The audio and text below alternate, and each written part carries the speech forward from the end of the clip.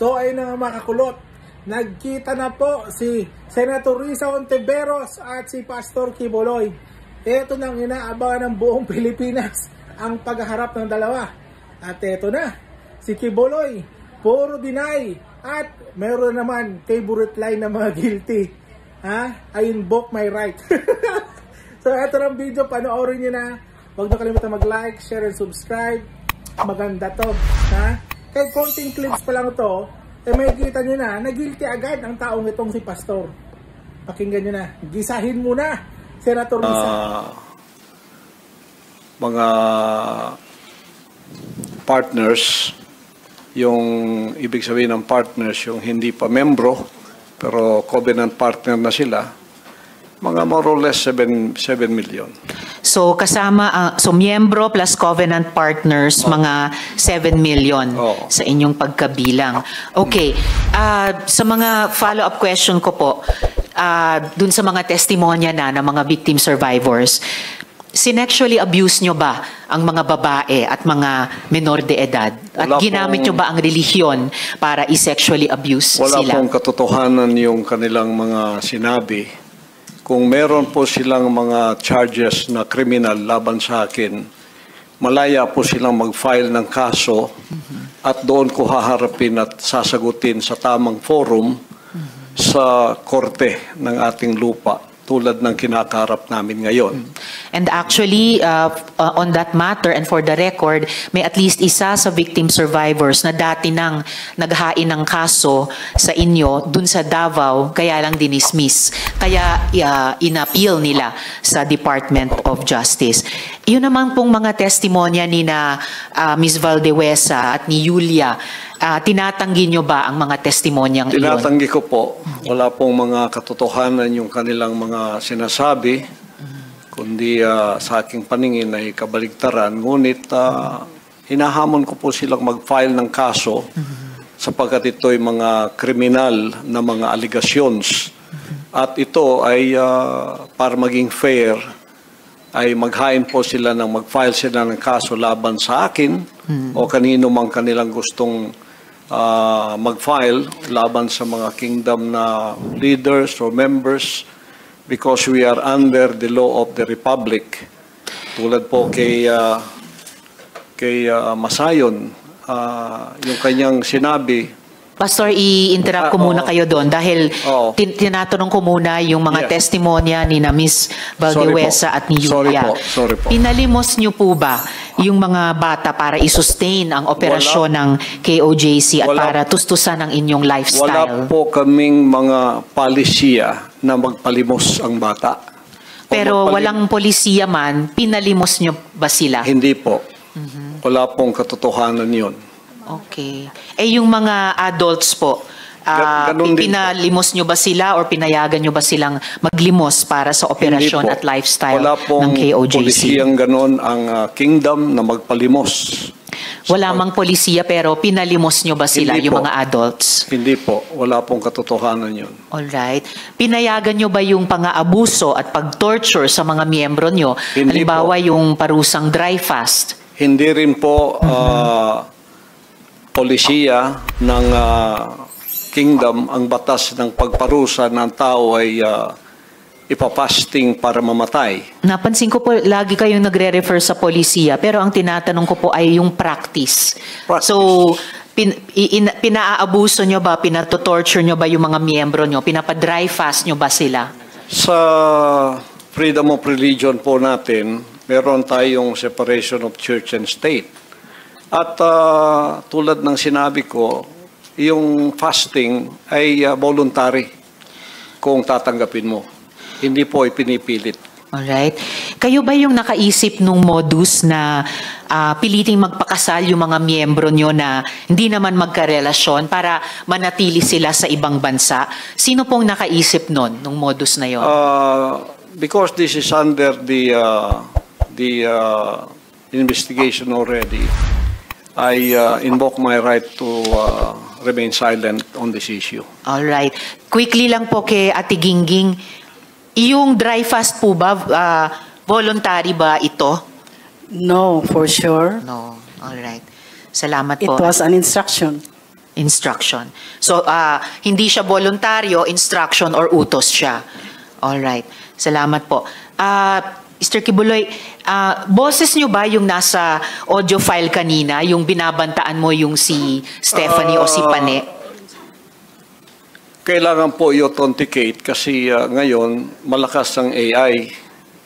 So pero boses nyo ba yon yung nagbabanta kay Pane o kay Stephanie? It appears na parang boses ko. Pero Alright. hindi ko po ma-authenticate kasi ngayong panahon na to malakas ang AI. At Kaya- sino po si Stephanie Ibarra? Sino po si Pane? Isa po sa mga manggagawa. Manggagawa. Ano po yung relationship o relasyon nyo kay Pane o Stephanie Ibarra? Isa pong manggagawa. Isang manggagawa. Pero hindi ba totoo na kinupkup nyo siya, kinuha nyo sa inyong pag-aalaga nung siya ay 2 years old pa lamang? With this issue po kay Pane, I invoke my right din to remain silent. All right. So, pero sa pagkaalam po namin, inalagaan nyo siya nung bata pa lamang siya. So, parang naging tatay kayo ni Stephanie o Pane Ibarra. Tama po ba? I invoke my right to remain silent Invoke. po sa issue na yan. Okay. Kasi sa audio file naman po, sa kabila nung sa pagkaalam ay kinupkup nyo siya nung 2 years old pa lamang, bata pa lang siya, na parang naging tatay kayo niya. Pero sa audio file, bakit parang asawa? Asawa nyo kung ituring itong si Stephanie o Pane. I invoke my right to remain silent on that Alright. issue rin po. Ngayon po, kino-confirm nyo po ba na meron kayong isang hukbo o private army sa inyong disposal? At ano po iyang tinatawag na angels of death? Yan po ay kasinungalingan at kung yan ay akusasyon, inihiling ko ang accuser na mag-file siya ng kaso laban sa akin.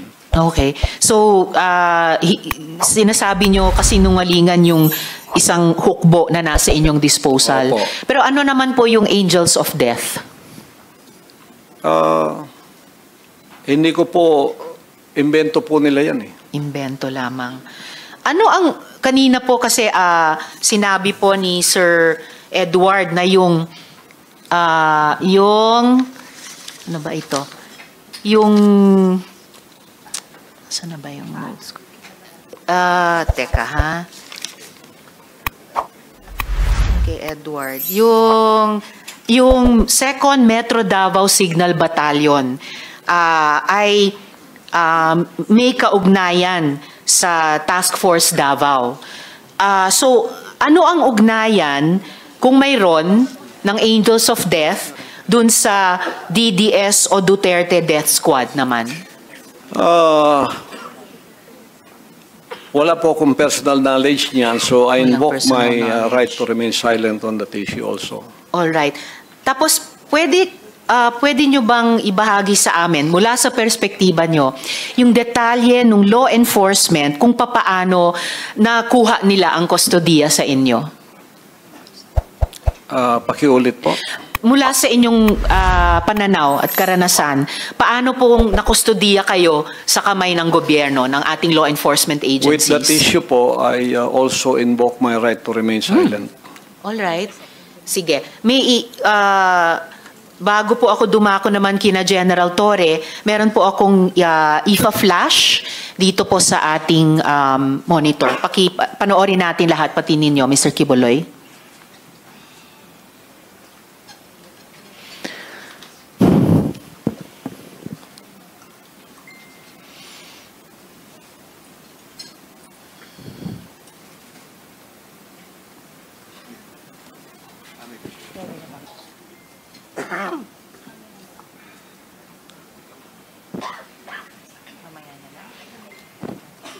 Inaayos lang po yung pag-flash natin dito. Naglalag lamang po, pero andito na dito sa gilid.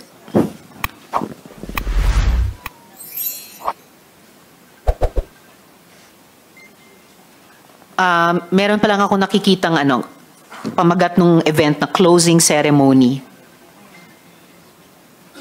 Okay. Welcome, closing ceremony. military orientation training. Baka ito yung binanggit ni Edward kanina na ganitong klaseng training ng mga paaru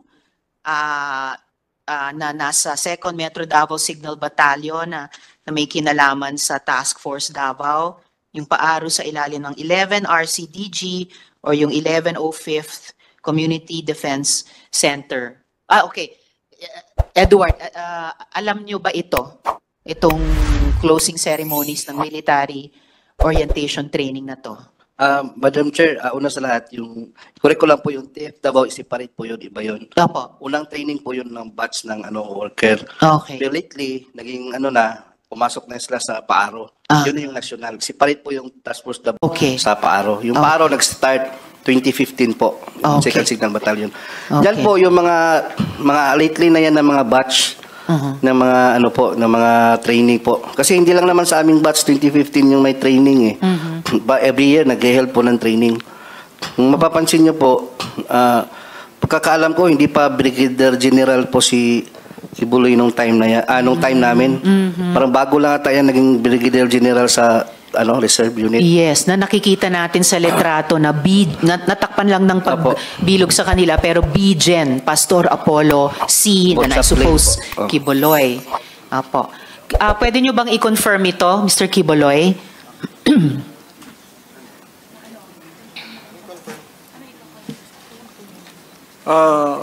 Still on this issue, I invoke my right to remain silent din po.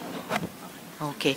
So kaya ko noted, ini-invoke nyo ulit yun, kaya ko ipinakita sa ating lahat ito, dear colleagues, ang mahalaga, ang military training na ito, lumalabas ay para alagaan si Mr. Kibuloy, hindi po para sa bayan. Na ang alam natin sa ating mga armed services, yun talaga ang mandato nila.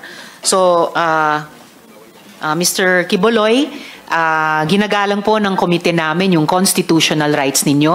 Ang mahalaga ay nabigyan kayo ng pagkakataon na magsalita rito. And then, ngayon po naman, please, of course, you will stay on sa hearing para kung may iba pang tanong sa inyo bago tayo matapos.